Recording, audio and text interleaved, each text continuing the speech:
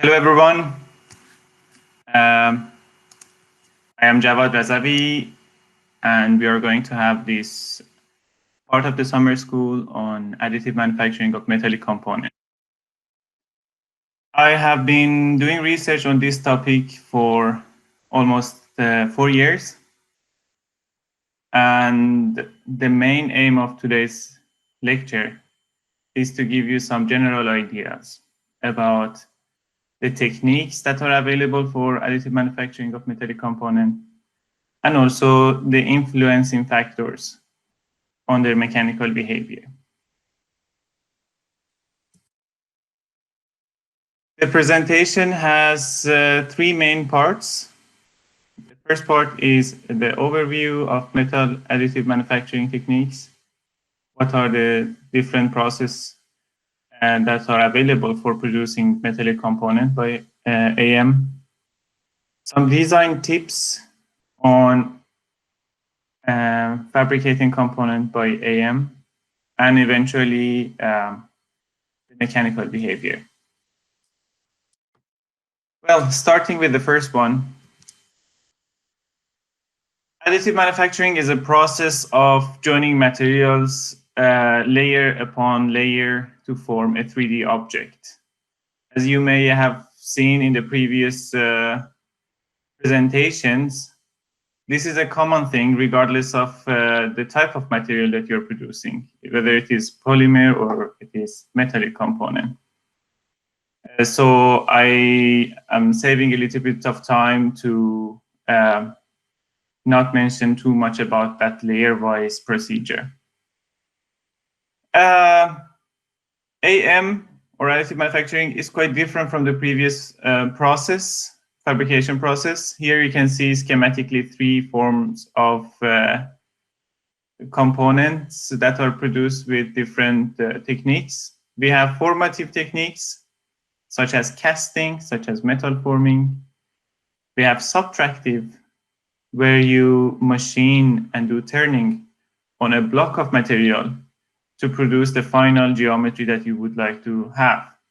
And eventually we have additive manufacturing.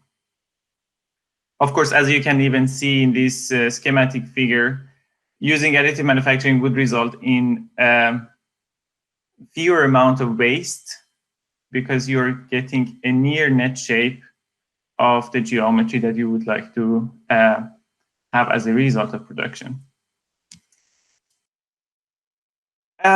Generally speaking, these days everyone likes to produce anything possible using additive manufacturing, but this process should be logically chosen, because if a part is economically wise produced by conventional techniques, and AM cannot provide any cheaper procedure, it's not logical to use additive manufacturing for those type of components.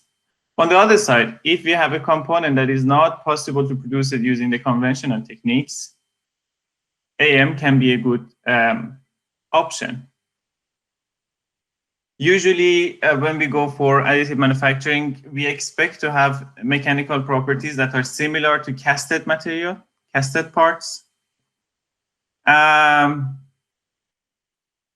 There is still a long way probably to get to the point to have the exact same properties of a conventional material, the component that is produced by conventional techniques. But we can expect them to be similar to the casted parts, or even slightly better. Lightweight material parts, which are usually having some complex internal structure, they can be easily produced by additive manufacturing, while production of those type of components is quite difficult using the conventional techniques. So the production cycles are also shorter in AM. Usually we are eliminating some of the procedures for preparation of the block of material, and then some pre-heat treatment, post-heat treatment, which again, we have that post-heat treatment in AM. But overall, this production cycle can be shorter in parts that are produced by additive manufacturing. It is also an economic and fast production way for complex geometry. As I mentioned, some of the parts, they are not even possible to be produced by conventional techniques. For example, for casting, you need to check the melt flow, and sometimes because it should be optimal to get the proper density of the part, we change the geometry to make it a bit simpler. But with additive manufacturing, we usually don't need to simplify the geometry. We can almost have unlimited complexity of the part. So some of the advantages of additive manufacturing you can see here. We have freedom of design, as I mentioned. You don't have any limit to make your component complicated or complex in geometrical wise. On the other side, the more complex you make the geometry, usually the more expensive it would be, but not in additive manufacturing. It doesn't cost that much different when you have a complex geometry or when you have a simpler one. Also, when you have a complex component, usually the production steps is almost the same as a simpler one. It's not that much different. It's quite marginal, the difference between these two. We eliminate tooling, and that is quite time-saving in additive manufacturing. Again, lightweight design can be used in this type of fabrication. We have part consolidation. Part consolidation, which later on I'm going to show you an example. Here you can see, for example, a manifold that has been produced just in one part. So we remove the assemblies. Instead of producing several parts and assembling them together, you produce one part that doesn't need assembly. This will reduce a lot of later on failure tracking in the part, and also the cost and time saving for assembling the part together. One of the advantages that I mentioned was part consolidation. Here you can see an example of a duct that has been previously used and produced using polymers. The same thing can be for metals. As you can see, this part on the top right-hand side, it includes of 16 different parts that have been assembled together. And there is also glue to attach these parts together. But using additive manufacturing, you can produce this part as one component. So this is part consolidation. This way, just in one production cycle, you can have the whole component with the final geometry that you have been aiming for. Another advantage that I mentioned was complex geometries. Complex geometries, it can be any typical structural component, or it can be some components that require internal geometries. For example, heat exchangers. It has a lot of pipes with different geometries, with different diameters to control and to help the fluid flow within the heat exchanger, and also to give us a better efficiency of the heat exchange. So one of the main hot topics on AM is to produce heat exchangers using additive manufacturing. It is already being produced, and there are efforts to commercialize this. Of course, due to almost unlimited design aspect, if we want to produce this with AM, geometries that would give us better efficiency, and it wasn't previously possible to use to produce them using conventional technique. Now they are being used to produce these heat exchangers. I mentioned lightweight design. So lightweight design, it has two aspects, and usually they can be also combined. Lightweight design, considering topology optimization, in that way, the outer geometry of the part would change, by keeping the required stiffness and considering the stress values not to be higher than specific value, and removing material. So getting the same mechanical behavior as the part that is produced by conventional technique, but having it lighter. The other aspect of lightweight design, as I mentioned earlier, is lattice structures. So in this example, you can see a combination of both. So this bracket has been topology optimized, and you can see the final morphology of the part on the right-hand side. And in order to reduce the weight of the component, within each of these beams, we have a lattice structure. This has resulted the overall mass of the structure to be reduced from 285 gram to 148 gram. This is quite important and essential when it comes to aerospace engineering and aerospace industries, where every gram counts, and the ultimate goal is to produce parts as light as possible. So in this case, we have a weight reduction of 48% thanks to additive manufacturing that has been used for this production. Another example is mass, or another advantage is mass customization. So mass production is something that we can have with AM, but it can be also used for customized part.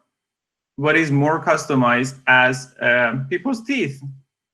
So each person has a different morphology of the teeth, and with different tolerances, people have different teeth morphologies or dental morphologies.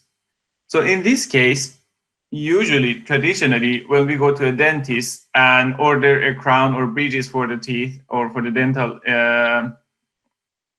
implants, what they do is to create a mold of the teeth, and then it takes usually 2 to 3 weeks for it to get ready.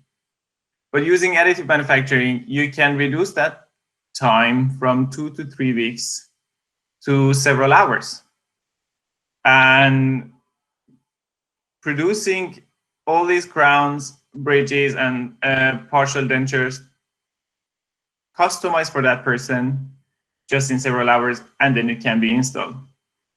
So this part of additive manufacturing is already commercialized, and each year around 10 million 3D printed metal dental implants are being manufactured. Okay, so far we talked about good stuffs, but what are the limitations or the drawbacks? The cost of the process, first of all. So in order to buy the machine, it's quite costly. Then we have the power, because these machines are using laser or electron beam or arc, and that requires a lot of electricity consumption, and that can be costly. So this cost can be considered as a drawback or limitation for additive manufacturing. The other limitation is inherent defects. Usually when you produce the parts in AM form, since you know it is being produced layer upon layer, so it's not quite continuous. So we have this discretized layer by layer fabrication, and that layer by layer fabrication results in a surface morphology that is not quite smooth. If you look at these two pictures, for example, picture A on the left-hand side, you can see the waviness of the part that is produced by AM. And the other issue would be the partially melted powder, because we mainly use powder in metal additive manufacturing. Of course, there is also a wire, which we will talk about later. But these partially melted powders, they also result in a poor surface condition. The other issue can be limited accuracy. you are asking the machine to produce you a part with 5 millimeter diameter, and eventually what you get at the end, it has tens of millimeter in inaccuracy. Yeah, or let's say 100 micrometers. So this limited accuracy can be sometimes problematic, but usually you can think about this accuracy before, and the input geometry that you give to the machine for fabrication of the AM part can be customized depending on how much tolerance you want. So after removing the surface roughness, you would get the final geometry with the dimensions that you would like. As another limit, we can mention the limited materials. There are not that much variation in additive manufacturing production as much as the conventional techniques, especially when it comes to powder bed additive manufacturing, which we will talk about later.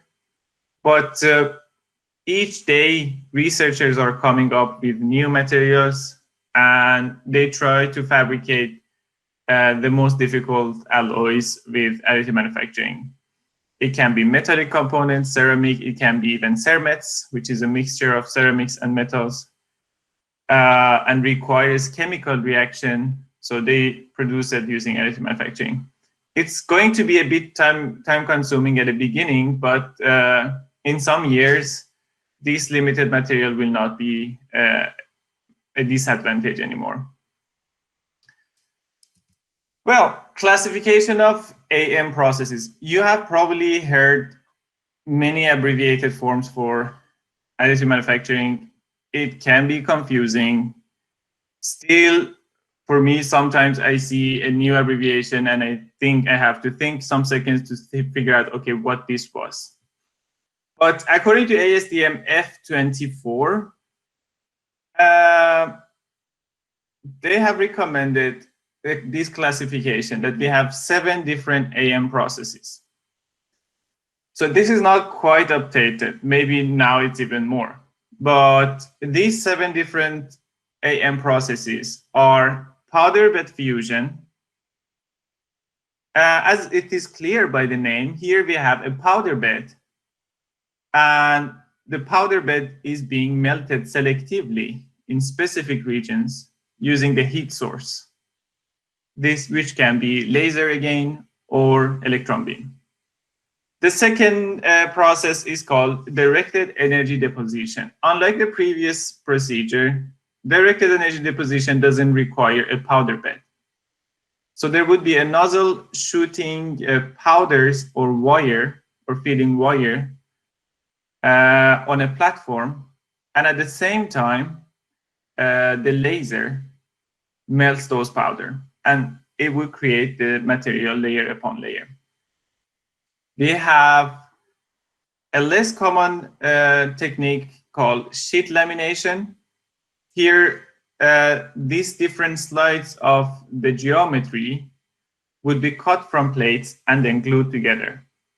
And eventually, at the end, you will have the final object that you would like. There is also binder jetting, and that is similar to powder bed fusion, but instead of having a heat source, there is a liquid bonding agent that is being selectively placed in the powder bed to create the layer. Then we have material jetting. The droplets of build material are selectively deposited. And we have material extrusion that you saw in the previous presentation. For example, FDM, that is being used for 3D printing of polymers and plastics. That is one type of material extrusion. And we have that photopolymerization. Overall, these 7 are being mainly used for almost all the materials, but for metals, the 2 common ones, I'm not saying these are the only 2, but the 2 common ones are powder bed fusion and direct energy deposition. Well, here you can see these two categories, powder bed fusion, PBF. So during this presentation, when I'm mentioning PBF, it means powder bed fusion. And when I mention DED, it means direct energy deposition.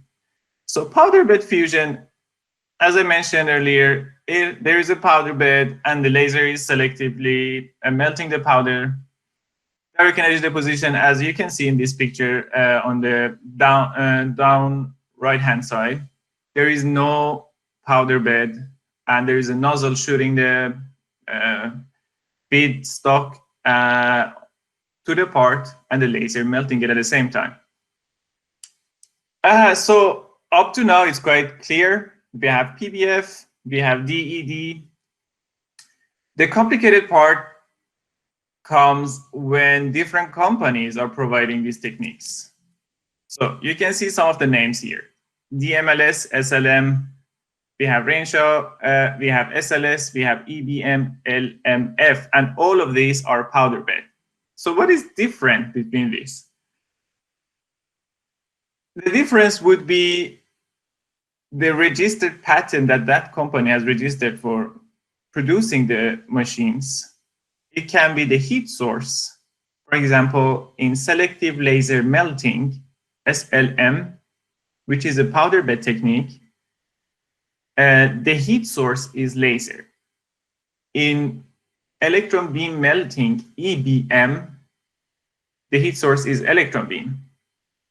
And there are some other differences that since our time is limited, I will later on explain two techniques from these powder bed fusion methods.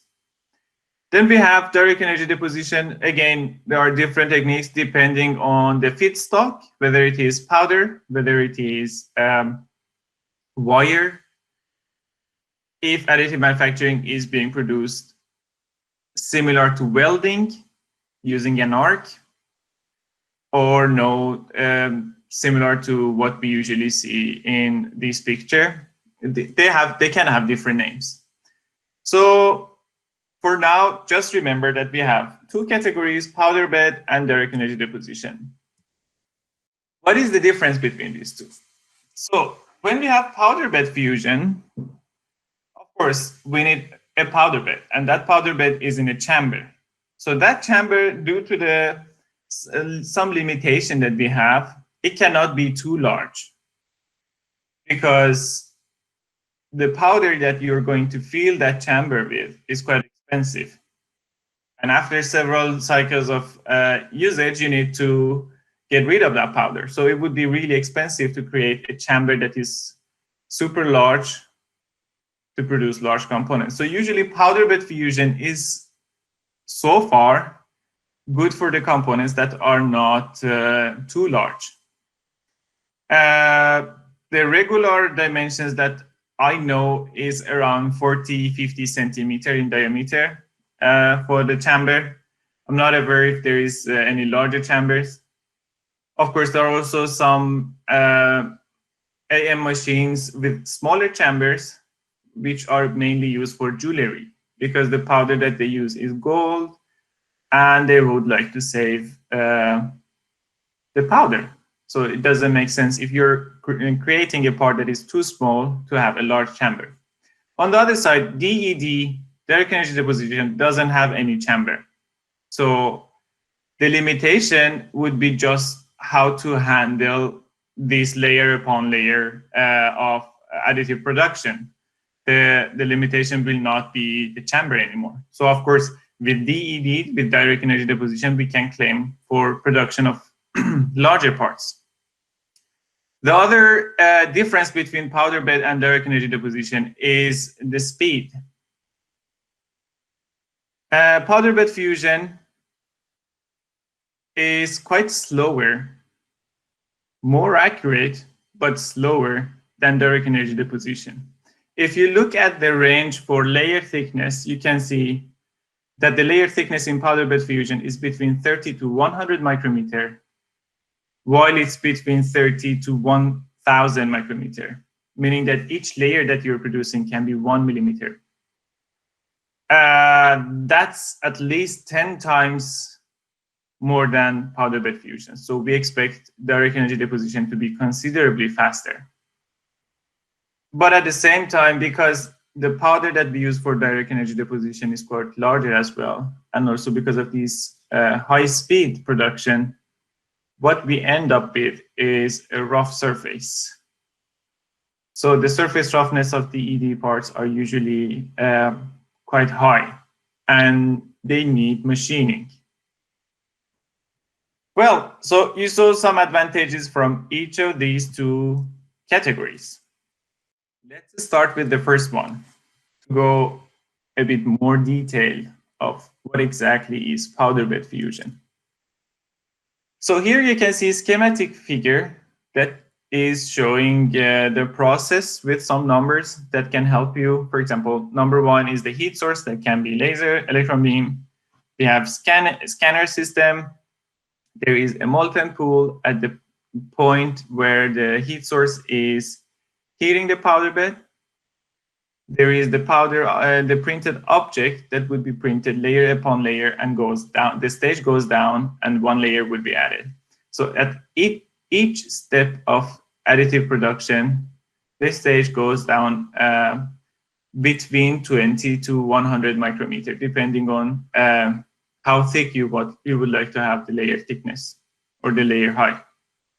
And there would be some added powder to the surface and then melted again. Here you see an animation showing how this part is being produced using powder bed fusion. So yeah, I have also a video that I'm going to show you in the next slide. So in this process, or generally in additive manufacturing, there are some process parameters. You are already aware of the ones for polymers. I'm going to repeat this in case if you're not familiar with this. So we have hatching distance. Hatching distance is the distance between the two sinter line that have been sintered on a final layer of the material, on the latest layer of the material. The scanning speed, how fast is the laser scanning the material, the powder? That can be affecting the final result. The spot diameter, how much is the diameter of the part that the laser or electron beam is melting in? The powder of the heat source, and eventually the layer thickness. So these are the exposure parameters that affect the so-called energy density in additive manufacturing, and eventually it results in different mechanical behavior. So if I can, I am going to play this video. So you can see this video is about powder bed fusion, laser powder bed fusion, and it shows how these parts can be produced layer upon layer, and it shows really fast in 2-3 minutes the whole process.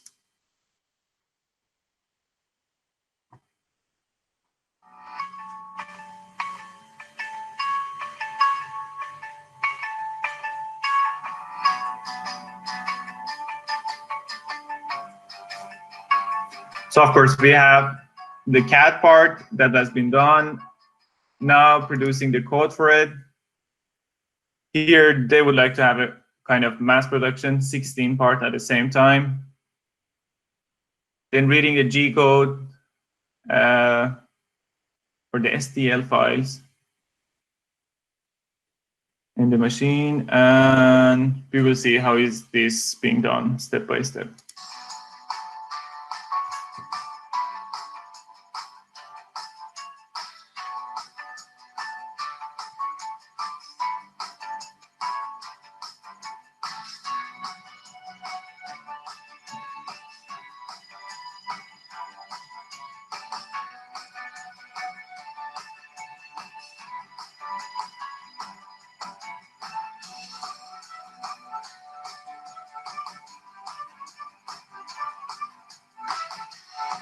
So recoater adds one thin layer of the powder. And then it's time for the laser to sinter that added powder with the geometry that you would like. This may seem quite fast, but it's actually not that fast because the layer thickness, as I mentioned, is between 30 to 100 micrometer.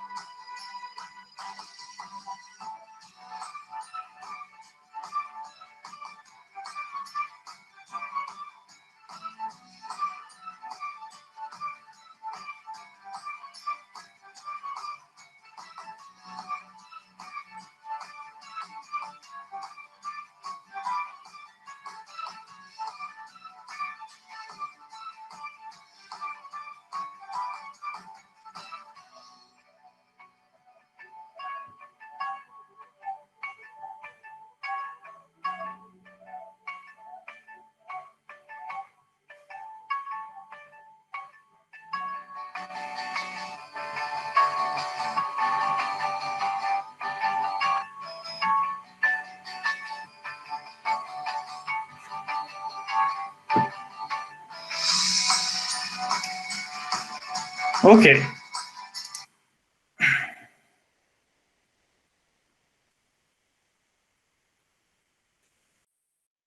So now we have an idea of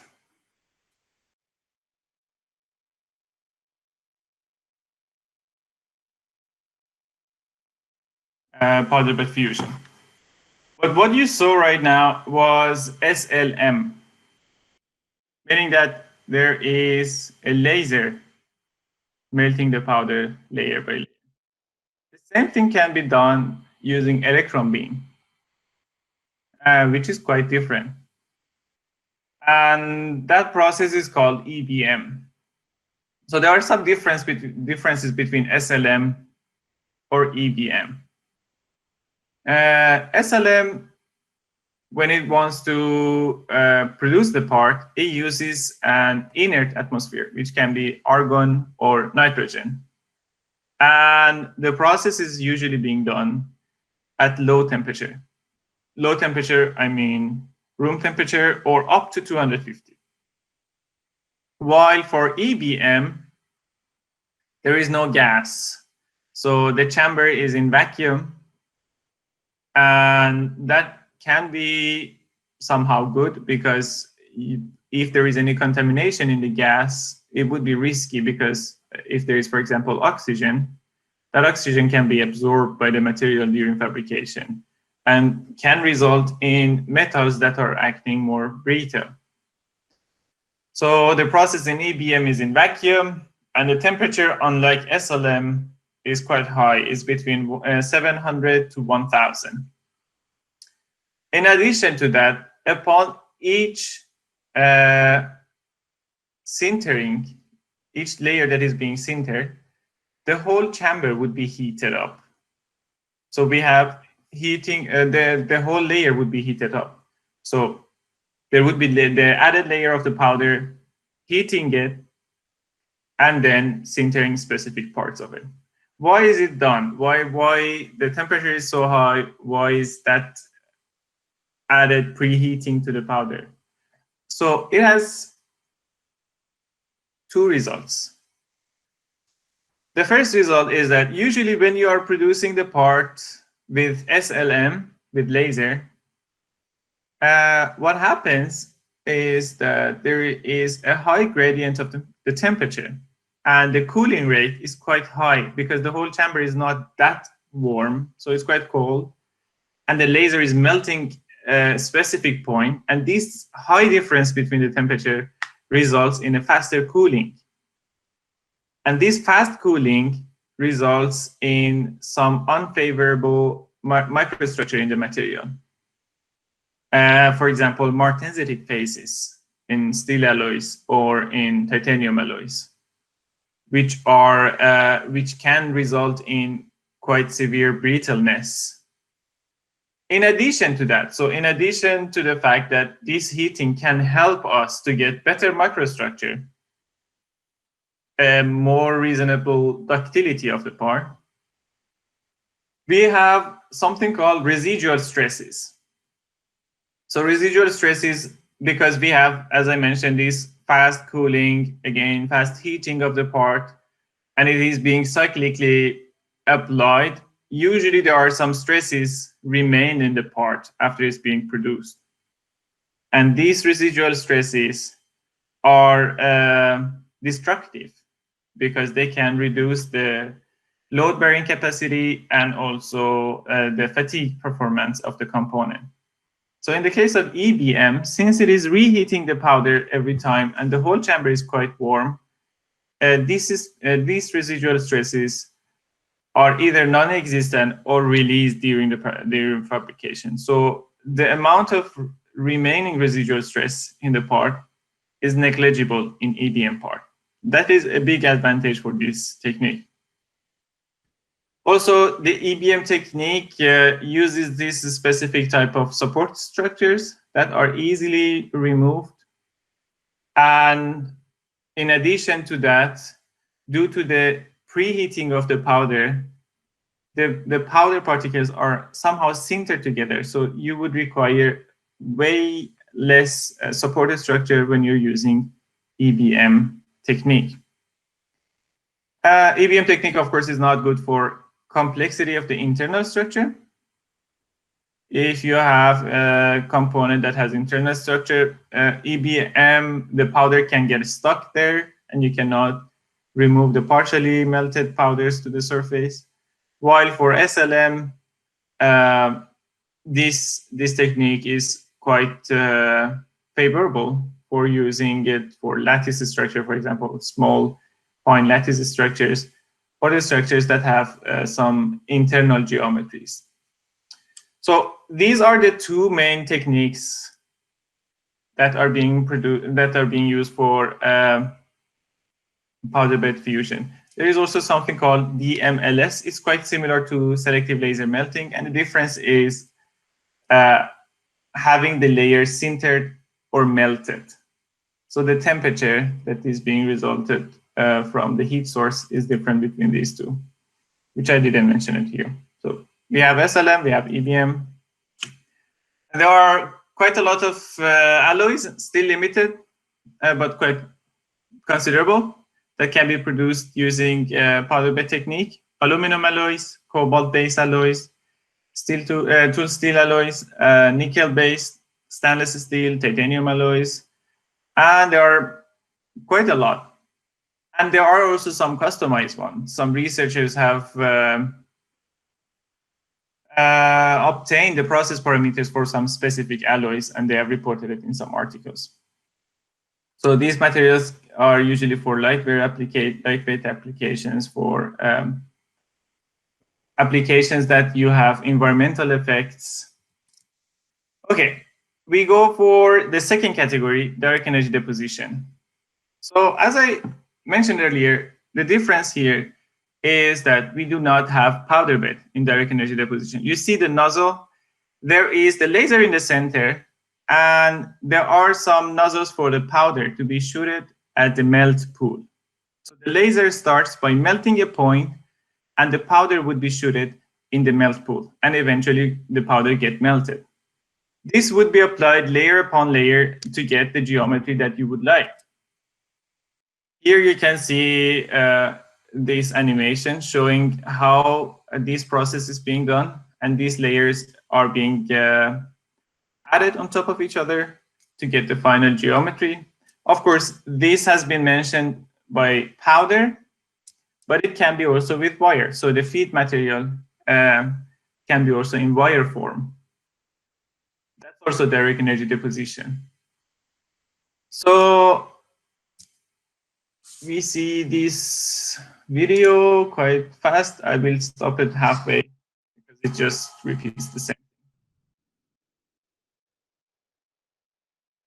And it has a dramatic sound.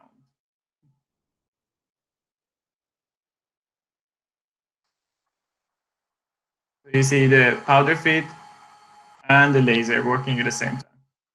Once again, also in this technique, the heat source can be laser or electron, or even arc when it comes to melting, to welding here.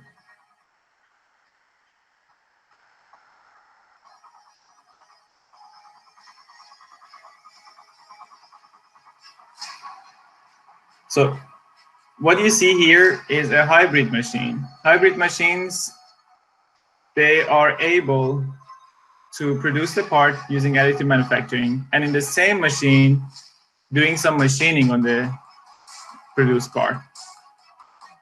So what you would get at the end is a part that is ready to use.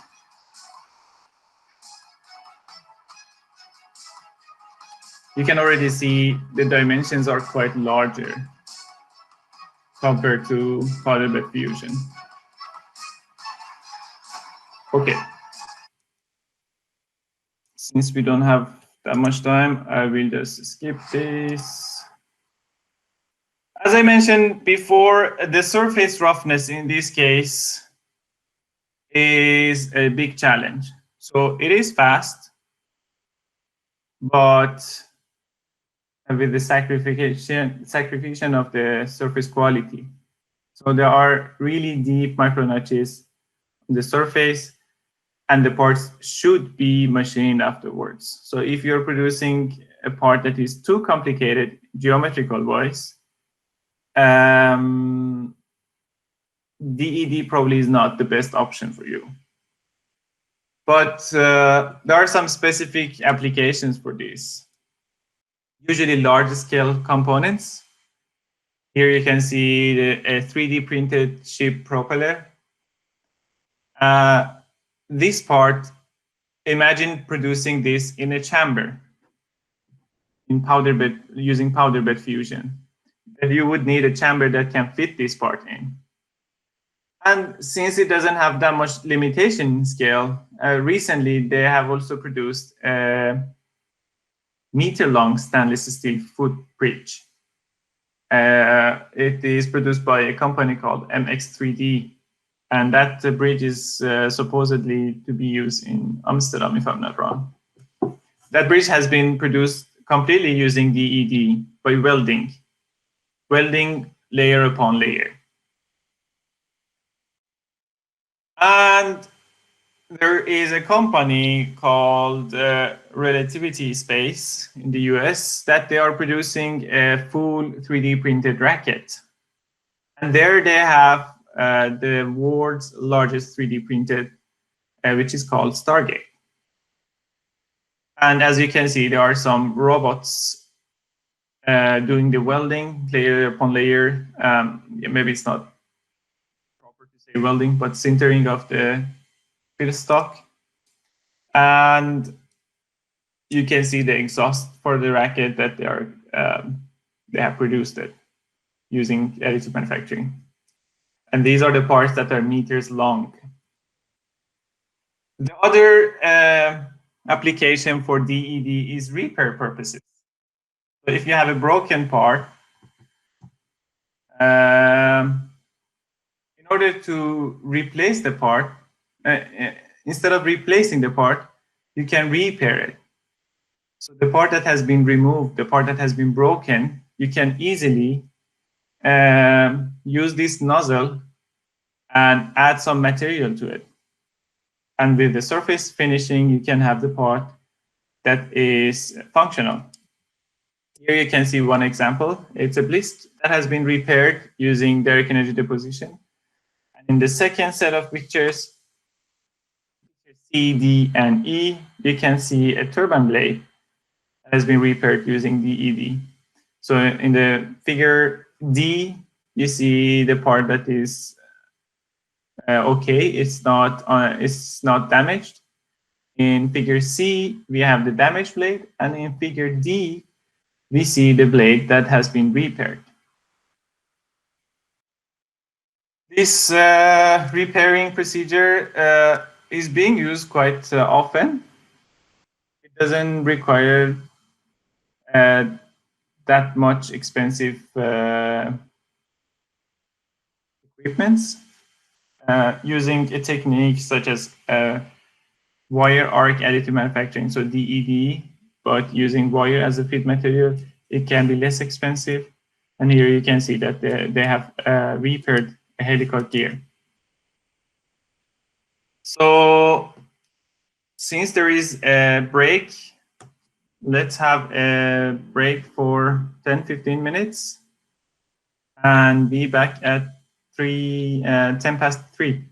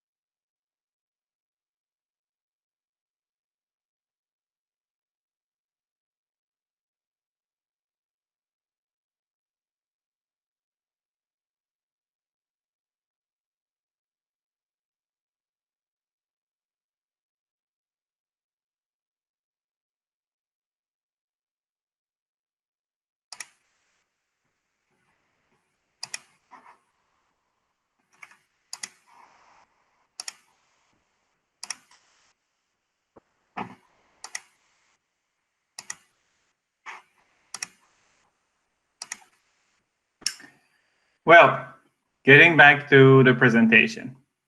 So some small design tips for metal additive manufacturing. If I just turn this to full screen. Yep. So there are several parameters that can affect the quality of the outcome from additive manufacturing. One is, of course, the design, the input geometry that we are using for the production. How is the geometry? How much is the complexity? Is there any overhanging regions? The part of the component that are not being supported by material. So they're just being supported over the powder or over the supported structures. So that can be affecting the final outcome. How accurate would be the geometry? This would be all dependent on what is the geometry itself.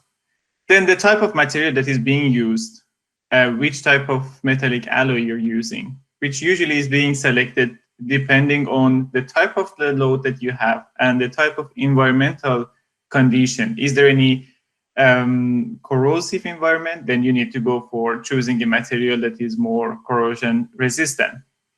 The powder purity, or the powder that is being used, how many times has it been recycled? The size of the powder, that can also govern the surface roughness of the outcome component. The layout of the part while it's being printed, is it placed horizontally or vertically? These can all affect the final part that is being produced by AM. Of course, one of the most important one is process parameters. How do you select the process parameters? And process parameters are the one that we mentioned: the speed, the scanning speed, the layer height, the hatching distance, the laser power or electron beam power. So there are more than 180 parameters that can be set and that can affect the outcome of the parts that are being produced by additive manufacturing. So usually if two people are producing the same part in two different places of the world, they may get different mechanical properties from the parts that they're producing, even if they use the same process parameters. Because it also, as I mentioned, it depends on the powder, the handling of the powder, the handling of the machine itself. And then also, in order to improve the mechanical behavior of the part, some post-processing techniques need to be used to eliminate the residual stress, to eliminate the surface roughness, to get the microstructure that you would like to have from the part. So these post-processing techniques can be surface treatment, it can be heat treatment, and eventually you can get the part that you would like with the favorable mechanical property. Part orientation in additive manufacturing is quite important. You may have had this in your previous lectures for printing polymers and plastics. In the case of metallic component, it is a bit more critical because we have the heat exchange and the heat flow through the material to the working stage. So for example, in the top picture, you can see a part that is placed on the platform, placed on the smallest side and placed on the largest side. What we usually try to do is to have not the highest contact area with the platform. If you see the picture on the top left-hand side, there is a large contact area between the part and the platform. So later on, after printing, when you want to separate this part from platform, it requires a lot of effort to separate it. In addition to that, usually the first layers of the material that are being sintered on the platform, they have the possibility, a high possibility to have higher porosities. So it's better not to have your whole area connected to the platform. So depending on this geometry of the part orientation can significantly change the mechanical properties that you get, and also the surface quality that you would get at the end of the printing. The same applies for the lower pictures. You can see there is this part. The chamber may not be that long, that tall. So instead of placing it horizontal, you can place it angular. This way, you are making sure that separating the part from platform would be easier. The flow of the powder on the surface would be with a better quality. And you make sure that your part is being produced not with the highest height. Because the higher the height is, the more powder you need to put in the powder bed to fill it. So part orientation is quite important. It can change the microstructure, the orientation of the microstructure. It can change the surface quality, and eventually it will change the mechanical behavior of the component that you're producing by additive manufacturing. The other important thing is support structures. So support structures, we usually use them for two aims. It's either for transferring better the thermal flow from the top layers of the material that is being produced to the stage, because there is a better heat transmission through support structure than through powder bed itself. So that's one aspect. The other aspect is that it gives stability to your part. So let's say in the second row of the images, if you want to produce this part, it is better to have the support structure, because the whole surface can be laying only on the powder, and at the end you can get poor surface condition. If you have overhanging areas, for example, the second row and the third row of these pictures, and the overhanging area of the part, the overhanging region of the part has an angle that is lower than 45.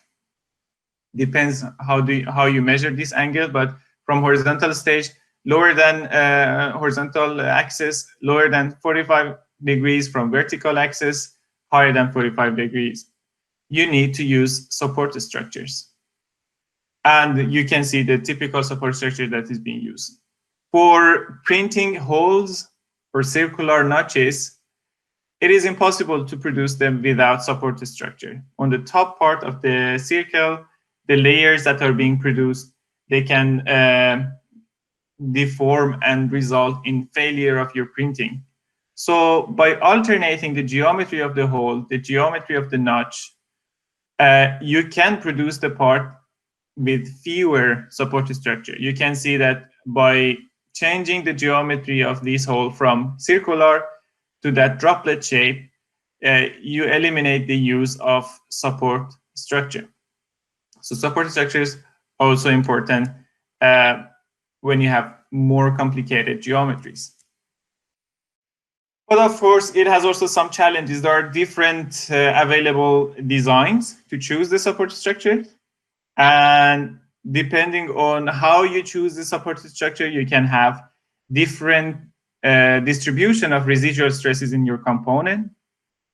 And since the support structure is changing the thermal history in the part, you would get different thermal histories in different part of the component that have or have not the support structure.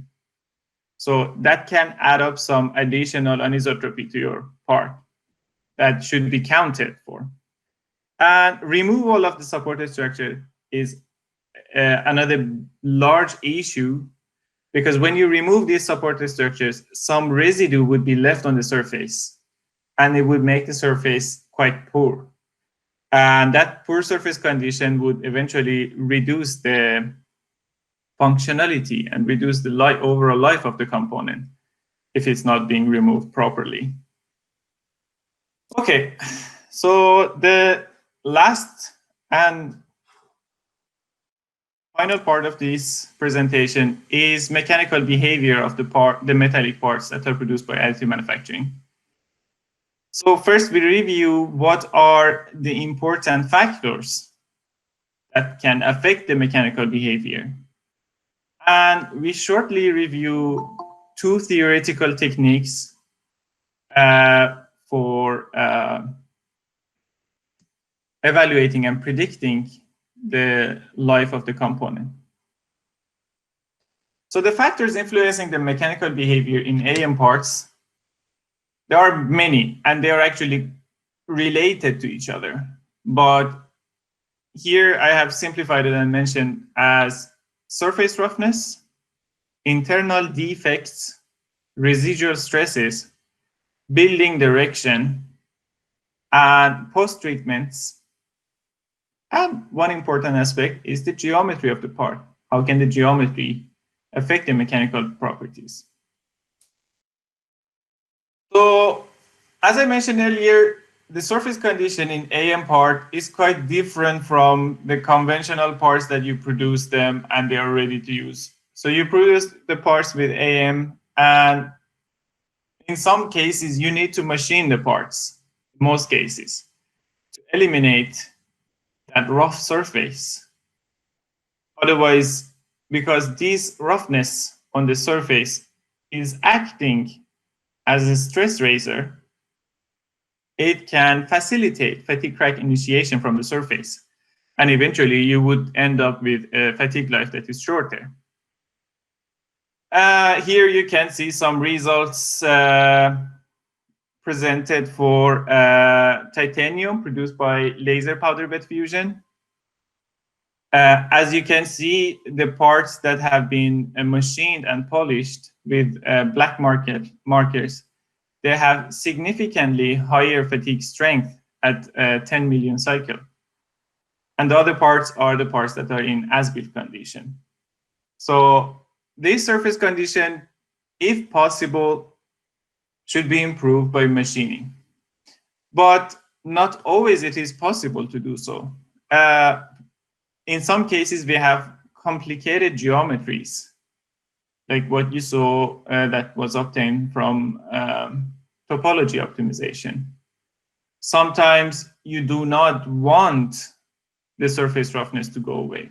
So if you have a complicated geometry, most of the cases, it's not possible to machine it. In that case, there are some other techniques such as sandblasting, shot peening, and recently chemical etching that would remove the attached particles and smoothen the surface to get a better fatigue performance. In some cases, as I mentioned, you do not even want to remove the roughness. It's beneficial for you. For example, in biomedical field, for prosthesis, presence of this roughness is beneficial because it can help bone growth into the prosthesis. And in those cases, we do not want to machine the part. So not always machining and removing the roughness is the case. So this was one of the important parts, the important factors that can affect, and you can see how significant it can affect the fatigue behavior. The significance of surface roughness on typical tensile behavior is not as high as cyclic behavior. So removing or not removing the surface roughness, it cannot change that much the ultimate tensile strength or the tensile property. Well, considering the surface condition in AM parts, here you can see schematic view showing 3 different conditions that we are dealing with. The condition 1 is the case that you have perfect vertical surface and the layers are sintered properly on top of each other. In the part 2 that is shown by pink, you can see the parts that have some angular direction and they are hanging. These parts are usually called overhang region. So the part number 2 is usually called overhang region.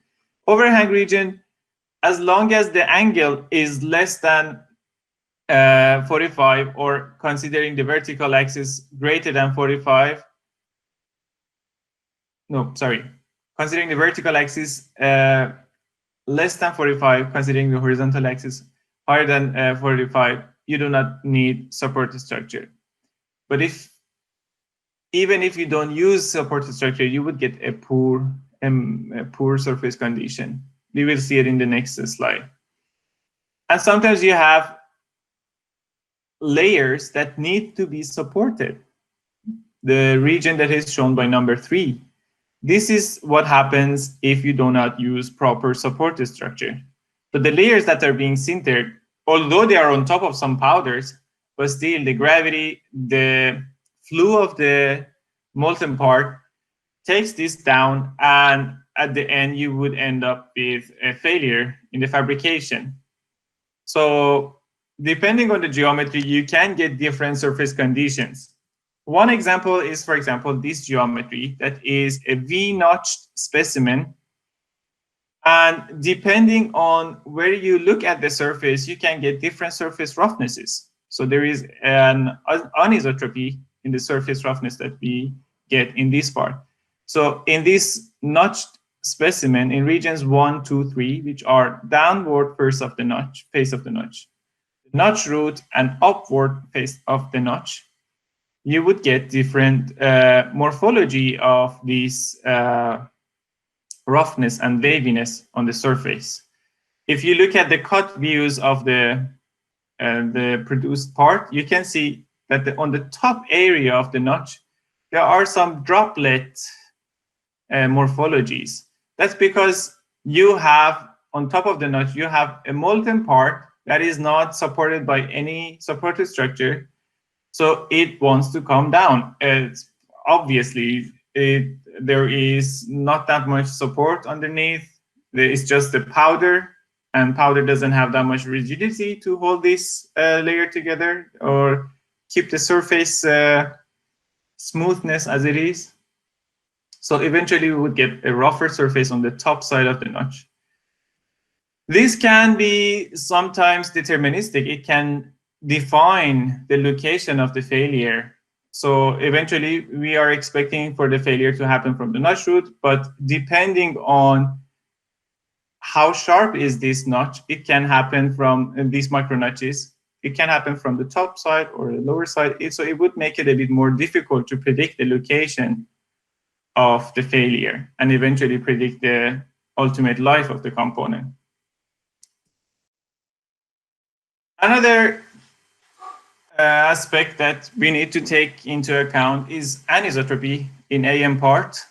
When you're printing the component, we mentioned it earlier, the heat starts from the top layer, going through the material, and it releases itself on the stage. So since the heat transmission is through the build direction, vertical direction in this case, the grains tend to grow along this direction. So here you can see 3 batch of microstructure results for the parts that are produced by electron beam melting, selective laser melting, and direct energy deposition, lens in this case. So the part that is selective laser melting is the part that we do not have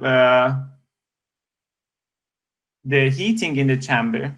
So the cooling is quite fast, and we can see that this microstructure is quite smaller compared to the case that we have EBM while we have heating of the chamber, and the grains can grow longer.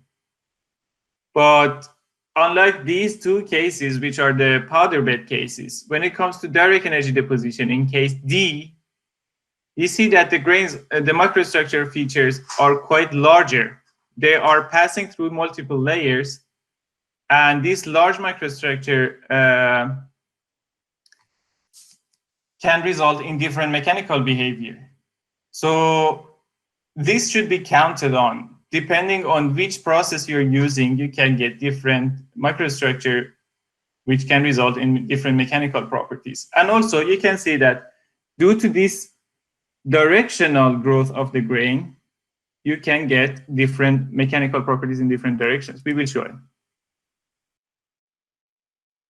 So here you can see some more details from the microstructure. I will provide you this presentation file so you can have it for For your information, you can see, of course, depending on the thermal input in different process, because the thermal input, depending on the AM process that you're using, is different. And eventually, the microstructure that you get would be different. Okay, so this anisotropy in AM parts have been the topic of some research in the literature. What happens if you produce the samples vertically or horizontally? So here you can see some data for the static case in picture A and for fatigue case in picture B.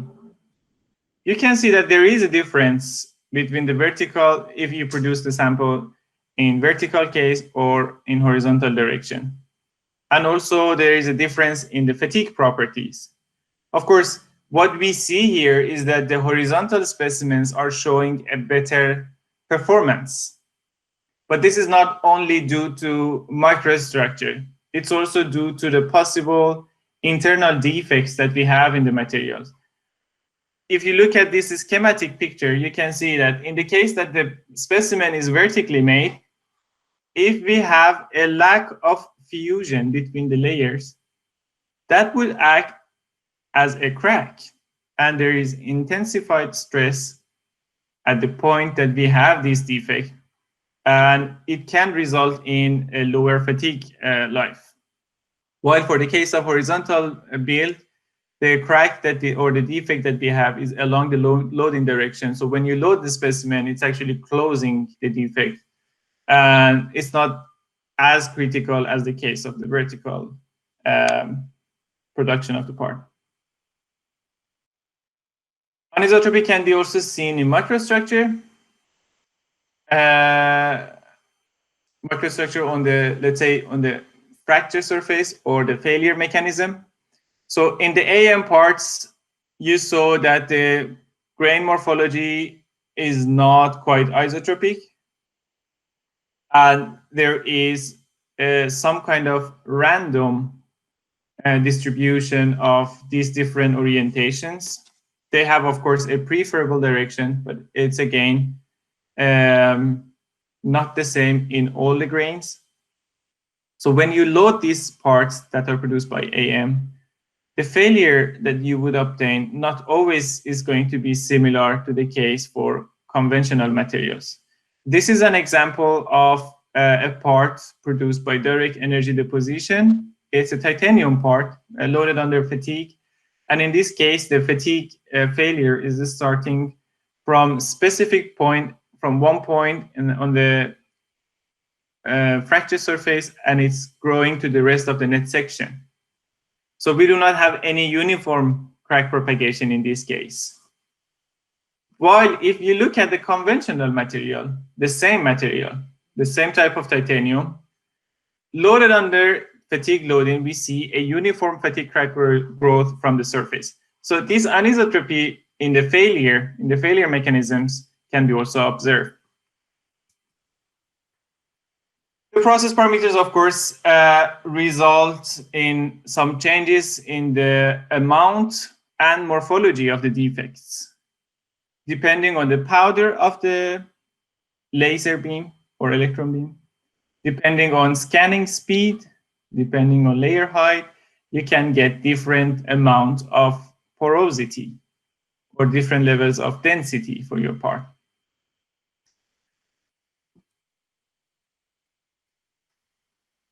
Here you see a plot showing microstructural pictures of the porosity for different values of power and scanning speed. Of course, when you're increasing the scanning speed and you do the production faster, you can see that there are more amounts of porosity in the material. But at the same time, if it's too slow, there would be overheating, and it can create some voids and bubbles in the material. So there should be a compromise. That's what we call optimization, process parameter optimization. So we usually find a combination of power, scanning speed, and other process parameters that will give us the highest density for the part. Altogether, usually we use a parameter called energy density that can involve laser power, scan velocity, hatch distance, and layer thickness. So this is something that is quite common to use, energy density. Instead of just naming each of those parameters, you just put them in this formula and you report the energy density. It's good for comparison. So if from now on, if I say energy density, I mean this formula. Of course, depending on how you select the process parameters, the fabrication can have some defects in it. These defects can be lack of fusion between the two sintered layers. This lack of fusion is mainly because of insufficient penetration between the two layers that are being produced on top of each other. Then if you have a moderate keyhole effect, what they say is that when you're heating the powder, you're also heating partially the previous layer. Then there would be perfect welding or perfect bonding between these two layers. We have the least amount of porosity.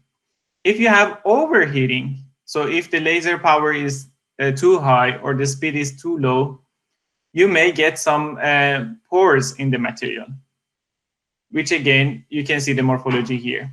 And some unstable melt pool that can result from an inappropriate setting of the fabrication process. You can see here how it can result in discontinuous sintering of the layer. Of course, there are some non-destructive ways to see these internal porosities. It is within the material, but using some techniques such as CT scan, you can obtain the morphology of these pores and separate them. For example, if you look at the plots on the right-hand side, you can deviate this, divide this between the regular pores that are usually the spherical one and the more critical ones that are the lack of fusion. That would act as pre-cracks in the component. How can we get rid of those internal porosities? So there is a process called hot isostatic pressing, HIP. Hot isostatic pressing, what it does is you put the component in an oven with high temperature and with pressurized gas in it.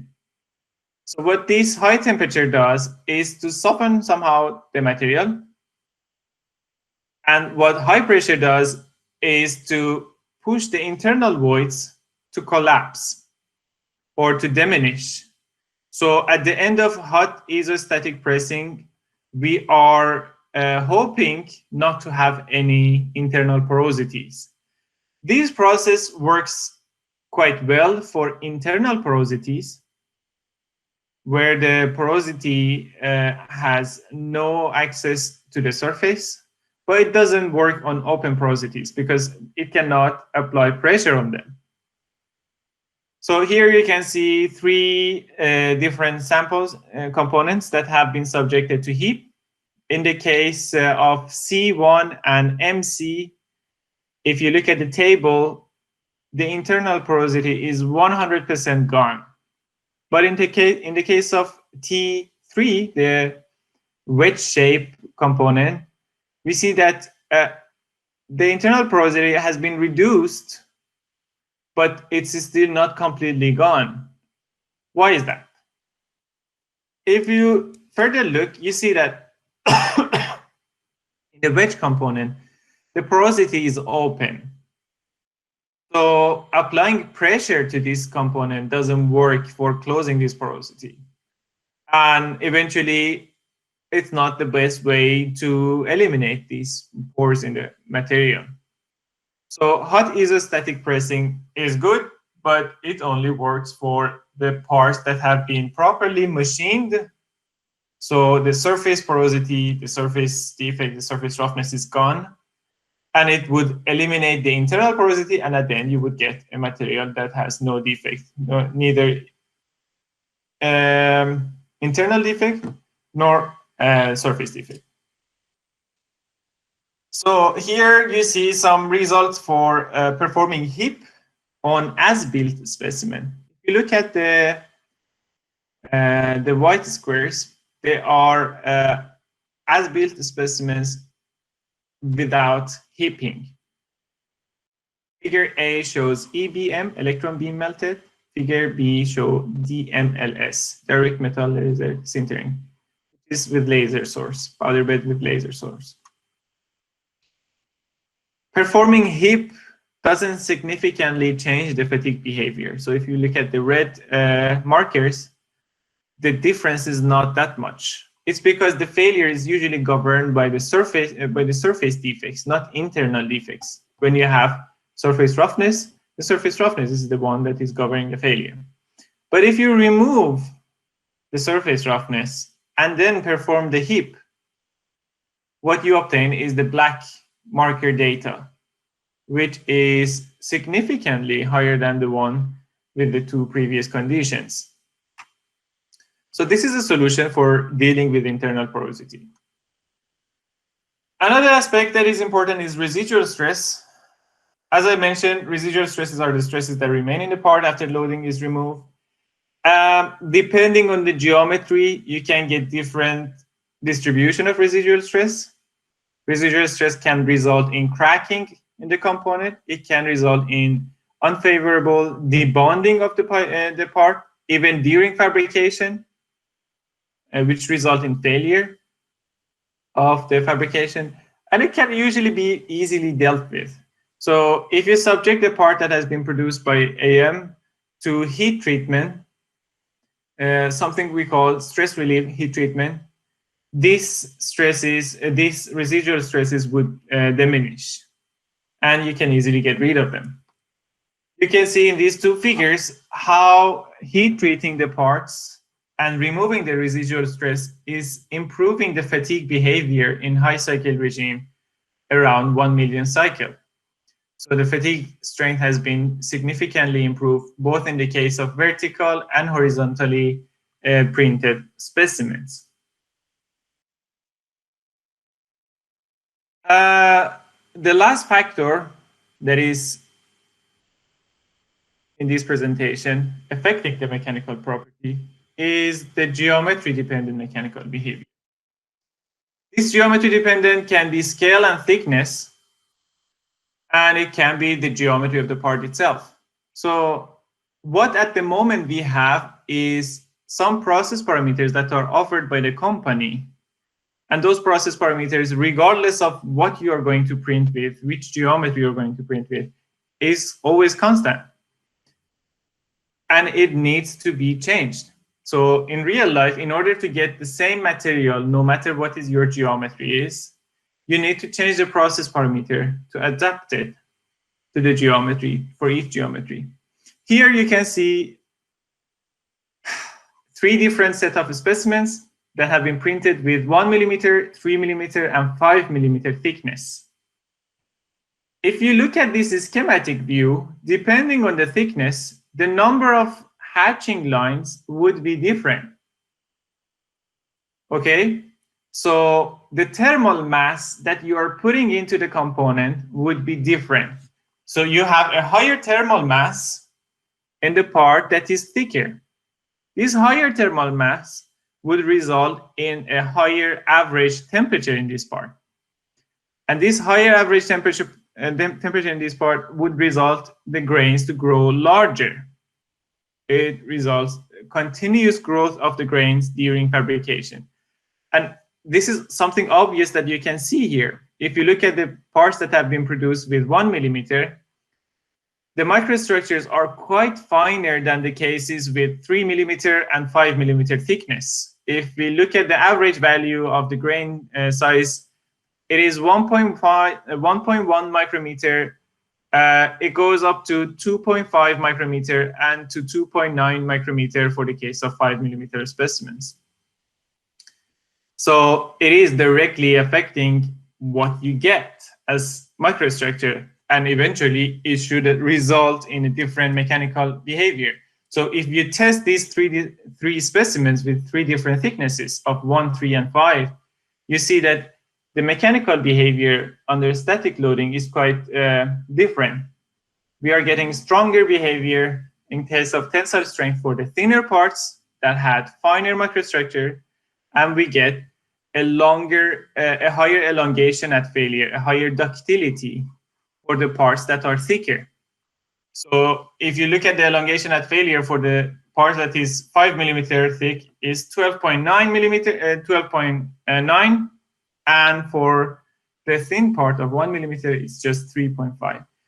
So the range is just between 1 millimeter to 5 millimeter. You can imagine how much would be the difference. Of course, there is no linear trend, but there would be a huge difference when you are printing components of different scales.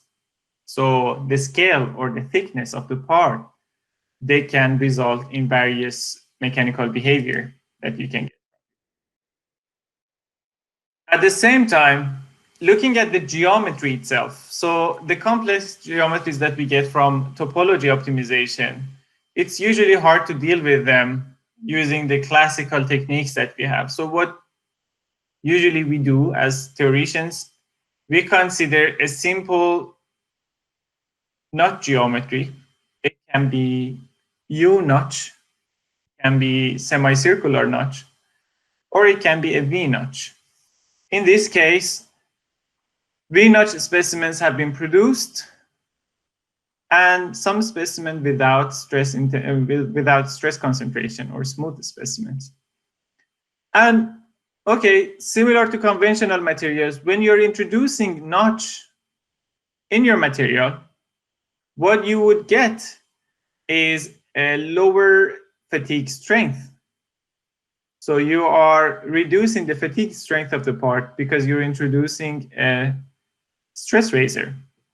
There is quite a lot to say about this. This can be a whole lecture for itself. But just to know, you can remember that the sensitivity of the material to presence of these notches is going to be different for the AM part than the conventionally made part. How sensitive they are when you're introducing the notch, how weaker they can get, it's going to be different, both because surface condition is different and also because the microstructure is different. Okay, some theoretical models for failure prediction. I have just, I'm just going to present to you two of them that I found them easier to present in this short time. And there are, one is the Murakami method. The Murakami method is a method for fatigue prediction of the fatigue limit in presence of internal and surface defects.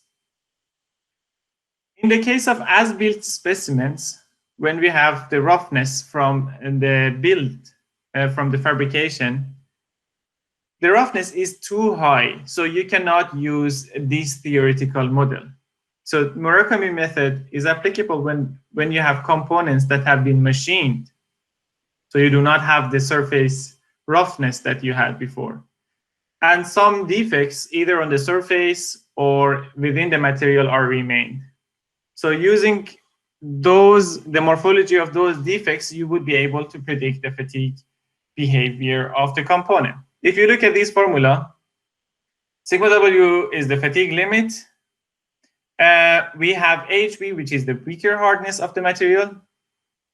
There is R, which is the stress ratio. There is the square root of area that you can calculate it by projecting the defect on a plane perpendicular to the loading direction.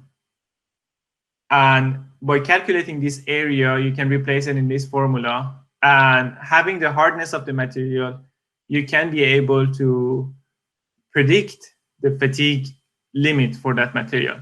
So the only thing you would need is the hardness, the micro hardness of the material, and the area, the square root of area of these defects, either internal defect or surface defect. Depending on which type of defect you have, you would get different values for this constant C, which is 1.56 for internal defect and 1.43 for surface defect. So these are the things, this whole formulation has been obtained using experimental data and fitting. So it's quite empirical.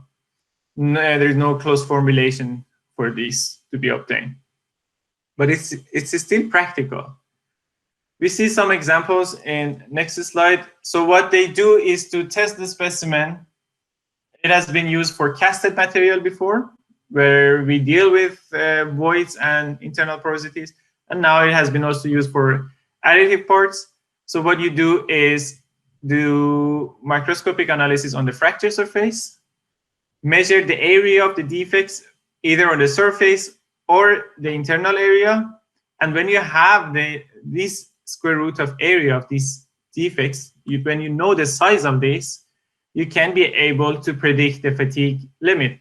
And you can see that the fatigue limits that have been predicted using this technique are quite in acceptable range, and it works for several materials that they have used it for: cast alloy, for stainless steel, for titanium alloy.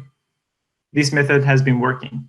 This is one example that they have measured the square root of area, and it's been 486. So this so far has been used only for the specimens that have been tested and failed.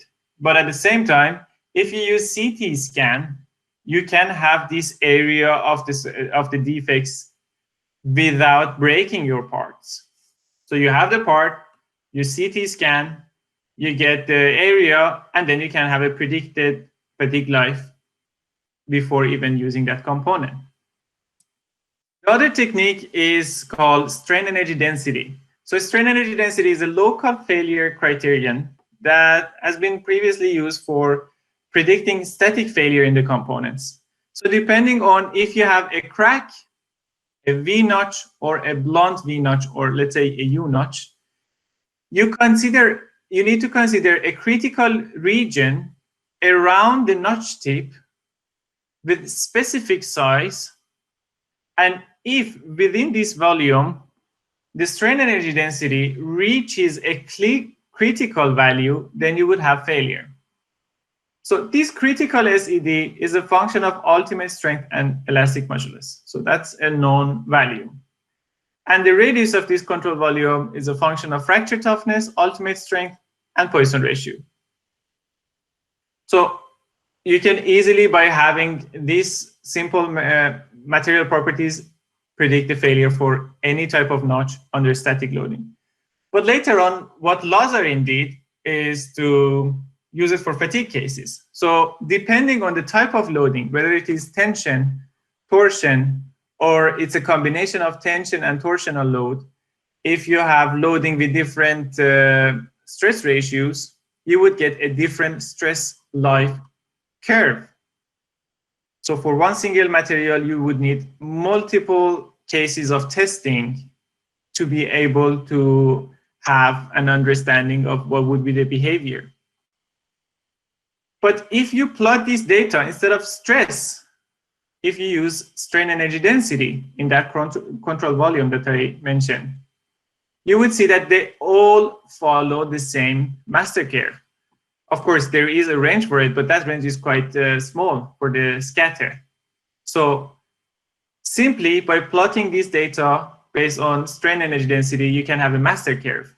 And by having the equation for this master curve, you would be able to predict the fatigue life for any other loading geometry, specimen geometry or loading condition.